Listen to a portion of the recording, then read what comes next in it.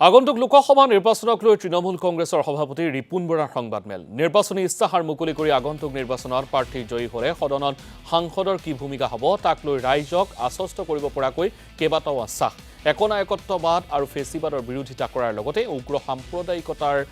বিৰোধিতা কৰাৰ পোষকতা ঔদ্যোগিক বিকাশ আৰু পুৰণি পেঞ্চন নীতিৰ পোষকতা তৃতীয় চতুৰ্থ বৰ্গৰ চাকৰিত থলুৱাৰ নিযুক্তিত অগ্ৰাধিকাৰ কাৰ বিৰোধিতা আৰু প্ৰত্যাহাৰ কৰা শুদ্ধ এনআৰচি প্ৰস্তুত কৰাৰ দাবী আৰু চাহ জনগোষ্ঠীয় লোকসকলৰ বাবে সুকীয়া চাহ নীতি প্ৰৱৰ্তনৰো আশ্বাস আমাৰ প্ৰাৰ্থী আৰু আমাৰ দলৰ যদি এই চাৰিজন প্ৰাৰ্থী জিকে তেতিয়াহ'লে আমাৰ অংগীকাৰ কি হ'ব আমি এখন পুস্তিকা আকাৰে আজি আমি উলিয়াইছোঁ যে বৰ্তমান বিজেপিৰ আমোলত গণতন্ত্ৰ সংবিধান আৰু জনসাধাৰণৰ যিটো স্বাধীনতা যি খৰ্ব কৰা হৈছে ফেচিবাদ আৰু একনায়কত্ববাদৰ ফালে আমাৰ দেশখন বিজেপিয়ে লৈ যাব খুজিছে ইয়াৰ বিৰুদ্ধে আমি সদনৰ বাহিৰে ভিতৰে আপোচবিহীনভাৱে আমি সংগ্ৰাম কৰি যাম উগ্ৰ